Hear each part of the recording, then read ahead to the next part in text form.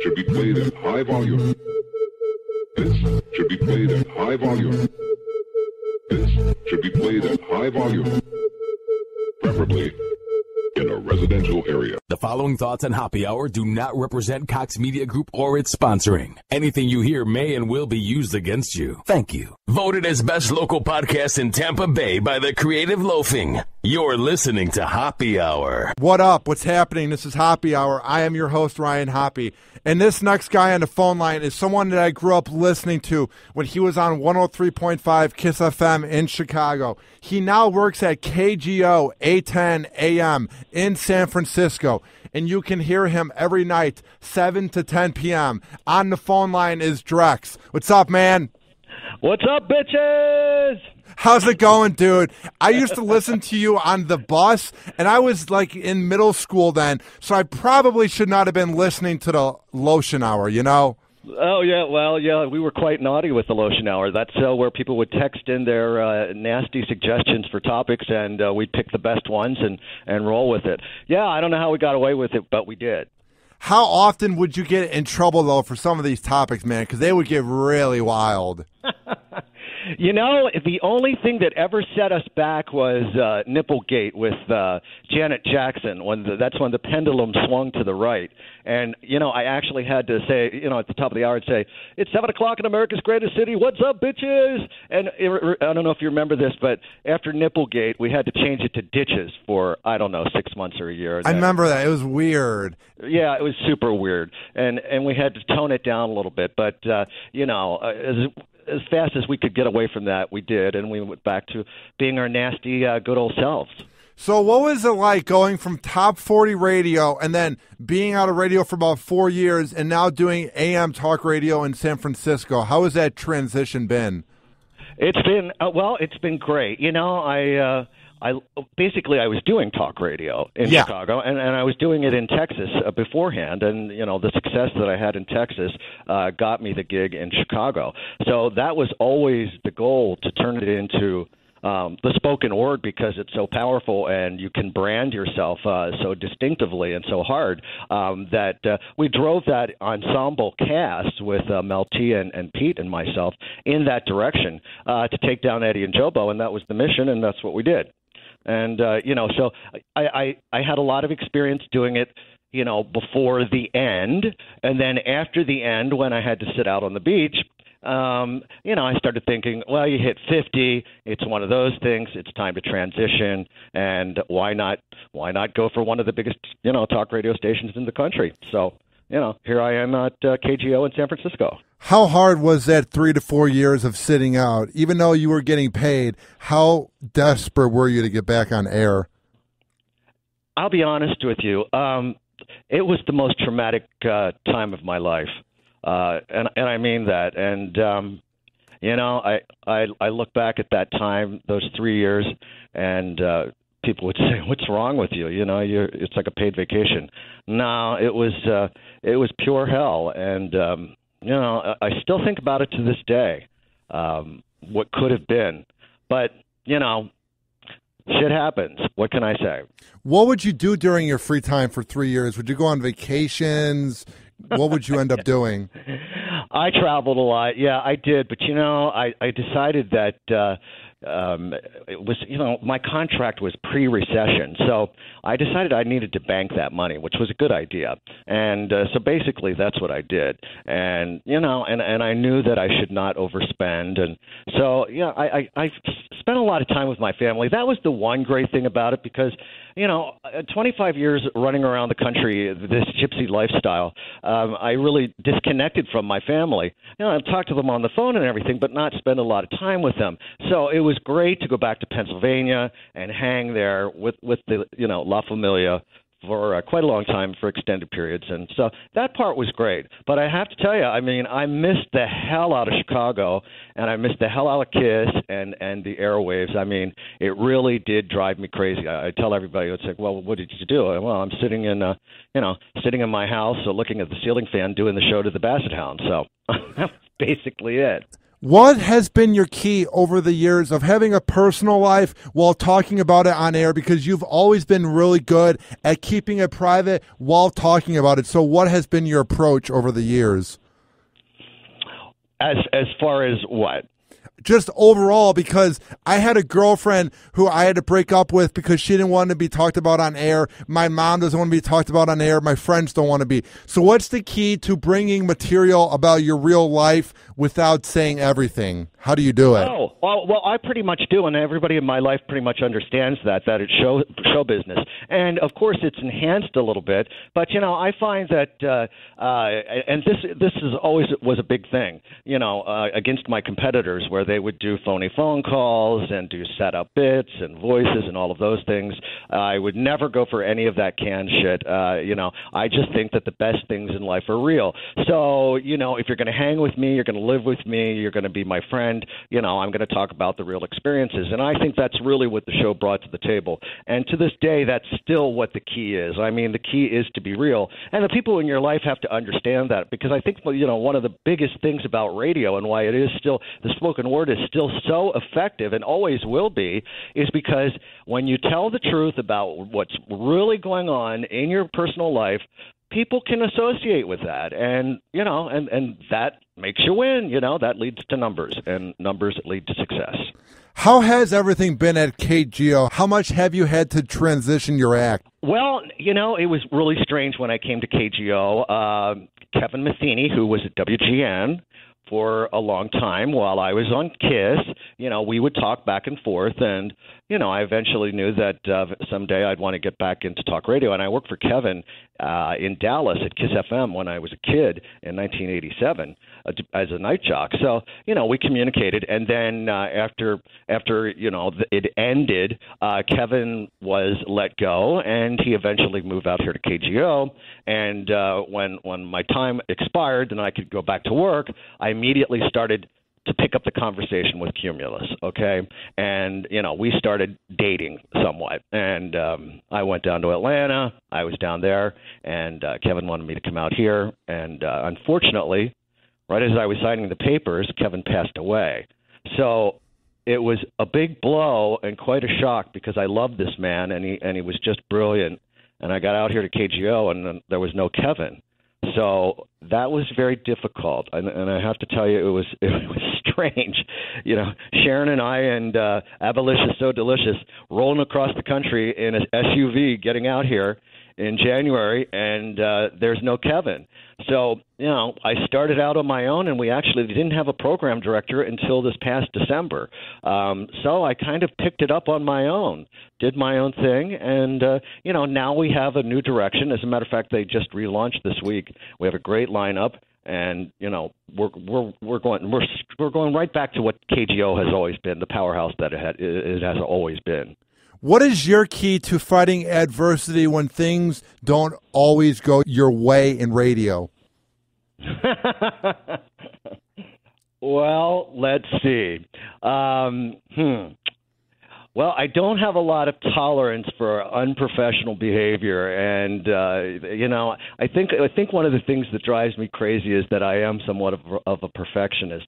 And you know what? What's really crazy is I still get nervous every day before I go on the air. And you would think that somebody who's been doing this for 3 decades or going on 4 would not get nervous, but I still do before I walk in. And I used to always remember one of the things that I loved working at KISS in Chicago, and I love Chicago so much, is I would actually get up at 3:30 in the morning to be there at 4 or 4:30 to sit in the studio by myself for an hour and just, organize the show and figure out what I was going to do. But I would cherish every moment of it. I would sit there and I would say, wow, this is my town. This show owns this city. And how magnificent is this? So it was a very special feeling. And then, here at KGO, I mean, this is a 50,000 watt clear channel, not as in Clear Channel, not as in iHeart, but clear channel. You can hear it all over the western United States, into Canada, up to Alaska, down to Mexico. And so it's very powerful. And it's the same thing. I mean, you go in there and you hit the button. It's like, you're on, dude, and you got to dance. And I just love it. How has the city of San Francisco embraced you so far? Well, it was very awkward for me at the beginning because KGO has such a storied history and past. The great Ron Owens is still here. He's been on the air for 40 years. Just an incredible. I mean, I was here in 1984, starting my career at the rock station KSJO, and it was so crazy. I remember saying, "Man, if someday I could ever work on KGO on the same station that Ron Owens is on, I will have made it in radio." So to accomplish that, knock that one off the bucket list. It's been a great experience, and it's one of these things. I mean, I think it's really important as a talent to understand that if you want to stay in this business, for instance, you get into your 50s, you can't keep doing top 40 radio. So it was the right decision for me, and I'm really happy that I made it. I don't do political stuff. I don't do deep analysis. I don't talk about ISIS. I talk about lifestyle, relationship, all the things that I did on the Kiss Morning Show. So it's a lot of fun. And now that we're going in this direction totally, it's going to take off like crazy. So I'm just thrilled about it. How often are you thinking about your prep during the day? Oh, well, I'm sure you know this, Ryan. Anybody who has a love affair with being on the radio, it's an all-day affair. Yeah. It's kind of funny, because I'm on the air from 7 till 10. People think, oh, well, it's a 3-hour gig. No, I'm sitting here looking at the Apple News feed all the time, clicking and feeding and sending stories to myself so that when I go in there, I've got 300 pieces of paper in front of me, and I can drive in any direction that I want. So the prep never stops. I mean, it's an around-the-clock thing. So, it's one of these things. I got to tell you, I feel like I'm blessed because I always knew what I wanted to do. I mean, as a little kid growing up in York, Pennsylvania, I used to listen at night to WLS, the incredible WLS with John Landecker. And that was such an inspiration. I always wanted to be in Chicago. Got that chance and then came out here as a kid and always wanted to work on KGO. So here I am. And so, yeah, it's been a great ride. Now, where do you want to see the show in 5 years? Would you want to be syndicated? Would you want to be doing mornings? Do you want to be in San Francisco? Where do you want to see yourself since you're back in radio? Well, we'll see what they do. Since we're just relaunching, yes, of course I would like to be syndicated. I would love for them to send the show back to Chicago and across the country. So we'll see about that. That's something that will be talked about in the future. But, as things move forward, I could see myself doing mornings again somewhere, somehow. But I have to tell you, this is a really great story. So, after 23, 25 years of getting up at 3:30 in the morning, one of the things that I do that I enjoy doing the 7 to 10 at night shift is my ass does not get out of bed, even if I'm awake, until 10 o'clock every morning. That's awesome. Yes. Just to know that I'm sleeping in past my old shift is an incredible thought. So it's been really cool from that point of view. Would you burn out having to get up every day at 3:30 and then being at Kiss by 5 a.m.? No, I loved it so much. I really did. And I think that's why it was so traumatic when it ended for me, because I just adore the city of Chicago and the people of Chicago. I have to tell you something. One of the things I was told, before I came to Chicago was they're never going to accept you because you're not from Chicago, you're not a hometown boy, and Chicago don't play with people who aren't hometown boys. But, in my heart, as I told you 10 minutes ago, it all started with WLS. So in my heart and soul, I was Chicago. So my intent was to go up there and become Chicago, and that's what I did, and I integrated myself into the city. So there'll always be a special place in my heart for the city of Chicago. What was it about Chicago that drew you in? Like, I'm from Chicago. I like it, but I get sick of it, including the cold winters. So what is it about Chicago that you like, Drex? I love the winter. You know, Sharon doesn't, and the last few years were brutal before we came out here. So I have to tell you, one thing about San Francisco is, you know, sunshine at 68 degrees virtually every day. My God, who doesn't love that? I mean, there is a reason why it's so damn expensive to live out here, because who wouldn't want to live here? I mean, it's absolutely gorgeous, but it's expensive and the traffic's crazy. But the traffic's crazy in Chicago. But I miss the change of seasons. But yeah, you know, the bitter cold was didn't go well with her, and you know, walking the dog and stuff like that. But hey, I like change of seasons, but I'm certainly loving California. It's beautiful. Yeah, because what I liked about going to Los Angeles and San Francisco is the sun is out a lot more and people seem more laid back and happy. Because a lot of times in the Midwest, dude, I feel like the cold weather takes a toll on people, you know? Yeah, well, people are very. It's funny that you said laid back, because that's exactly what they are. But on the flip side of that, there's a passive aggressive thing that goes on with people out here. You know, Chicago. Anybody who drove in Chicago, and I had to get used to this, laying on the horn, that's part of the, you know, vernacular. That's part of what you do, is use that horn. Here you don't do that, you know. So, but people are very, you know, because people are laid back. But if you are an aggressive driver, they'll slow down to like 20 miles an hour in front of you, you know. In Chicago, you would lay on the horn, flip them off, and be on your way and maybe get shot. I don't know. But here it's a different thing. But, yeah, you know, I the people of San Francisco, and I got to tell you, one of the cool things about San Francisco is basically everybody's from somewhere else. So there's none of that hometown bullshit that goes on here. But, you know, like I said, with Chicago and even with Texas, I became that. And I think wherever you go, if you're going to do radio, you need to become a part of whatever city you're in. So I'm doing that. I mean, my God, we've got the Warriors, which are, I just love the Warriors. And now I'm becoming a Giants fan, and well, I guess it's going to take a while to become a 49ers fan. But, you know, people always ask me about the Cubs, and I say, well, who doesn't love the Cubs? I mean, I will always love the Cubs.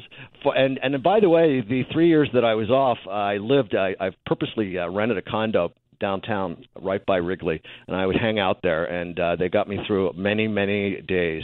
I would just go to the ballpark and just sit up there on the top level and, you know, drink a beer and, you know, listen to GN and watch the game. So, I don't know if you heard the news, but the new guy that's supposed to take over, Kyle Schwarber, he just tore his ACL and he's out for the year. Like, the Cubs will always be cursed, Drex. That really pissed me off when I found out. Yeah, but you know that's. I know that Chicago hates to hear this, but the cool thing about the Cubs and why I love them, and you know, and the Cubs don't like this, but you know, this because it's a social affair. But that's the beauty of it. I mean, you know, the magic is Wrigley, and the magic is the game and the Cubs. If they lose, it's a shame, but it's not a damn shame to me. Someday they'll win. You know, there's always hope. Hang in there. What did you think of them last year in the playoffs? It felt good that they finally beat the Cardinals for the first time ever. Oh, dude, I have a great story. I fucking hate the Cardinals. I have to tell you, one of the first if you're from Chicago, you have to hate the Cardinals, okay? I hate the fucking Cardinals. When we first moved to Chicago back in 2002, I'll never forget, we were staying over there on Delaware. Oh, I forget what the name of the place was, but you know, we went out at night, and we were in the Viagra Triangle there, and a bunch of Cardinal players were there, and they were the biggest assholes to us. And, you know, that just set us off immediately, and they were just so rude. And then, you know, I became a Cubs fan because my first thing was like, well, I'm going to like the Sox and I'm going to like the Cubs, and then I knew you had to pick one. So, you know, I like the Cubs. Yeah, so they became like my mortal enemy, just like everybody in Chicago hates St. Louis. It was like, oh, Jesus, fuck the Cardinals. So, yes, I was filled with joy. What are some things that are very similar and different about the sports fan bases in San Francisco and then in Chicago? Okay, so here's what it is. They're crazy out here for basketball. I mean, it's insane. It's a religion. It's an absolute religion, with Steph Curry. And I know that, one of the Chicago Tribune sports writers was saying, Steph Curry is screwing up basketball because he's a three-point shooter and anybody can, hit a three-pointer. That's one of the dumbest things I've ever heard. Yeah, but dude, that's look, the East Coast gives the Warriors no love and no respect, and calling them out saying they're making the game boring. No, it's quite an art. It's a dance. It's the art of the dance, and they've got it down. So it's magic to watch them. And they just beat the Spurs last night or the night before, and I don't know who. I think they're playing them again sometime this weekend. But so it's a lot of fun. But so basketball is it. I mean, it is unbelievable. Now, the 49ers did nothing last year, and they just hired Chip Kelly from Philadelphia. They can have fun with that.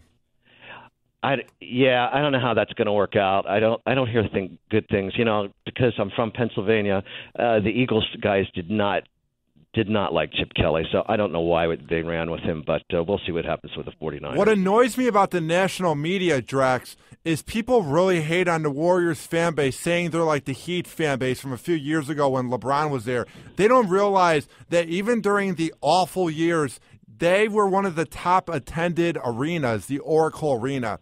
Man, that fan base gets disrespected way too often. Oh, absolutely. Yeah, people don't give them love. Well, they're trying to move the Warriors Arena over to San Francisco, and I'm sure they will. So what the team that's worth $1 billion will be worth $2 billion when they build the new arena in San Francisco. But I think a lot of it has to do with the time zone. Because I've heard that from a lot of people. People on the East Coast and the Midwest don't watch the games out here that go on because of the time zone thing. And it is very different. I mean, I have to say the time zone thing is awkward. It's being 3 hours away from the family and 2 hours away from Chicago. That has taken some getting used to. But nonetheless, hey, we're having a great time, and go Warriors. How scary is Oakland? Because you guys have a very loyal fan base for people driving across the bridge to go to Oakland. I went there about 5 years ago when I went on vacation to San Francisco, and it's just very odd how San Francisco is very bright and happy, and then you go to Oakland, and it's a completely different vibe, Well, I live in the Oakland Hills, so I have to drive that bridge every day. One of the strangest things that I thought when I first moved to the city, and it scared the shit out of me, was, almost all, and I'm sure you've noticed this when you were here, Ryan, almost all the highways are elevated. And you're thinking, what the hell are these people thinking? This is the land of earthquakes. Everything's elevated. I mean, it's either a bridge or it's up 300 feet. Yeah. So it's just, it's insane, dude. I mean, it really is.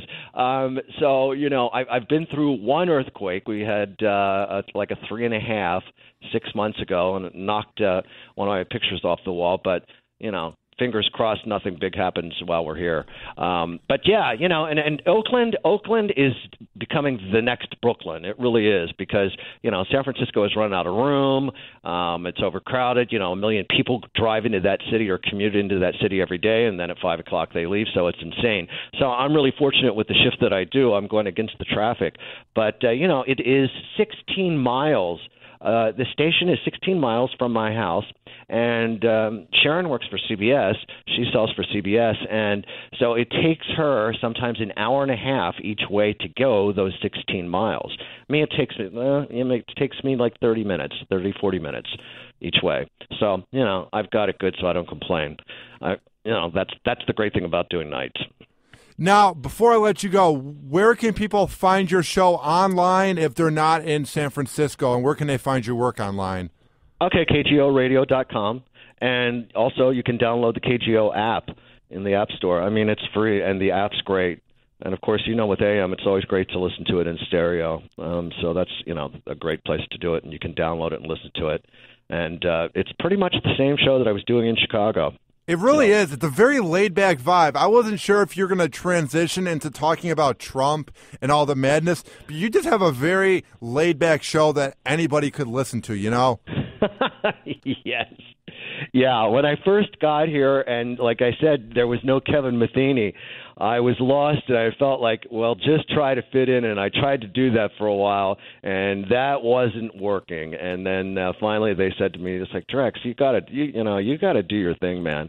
And by the way, I don't know if you know this, but I was out for several months. I had a health crisis. My stomach basically disconnected from my small intestine, and that really sucked. I was almost a goner. So I was out for 3 months recovering from that.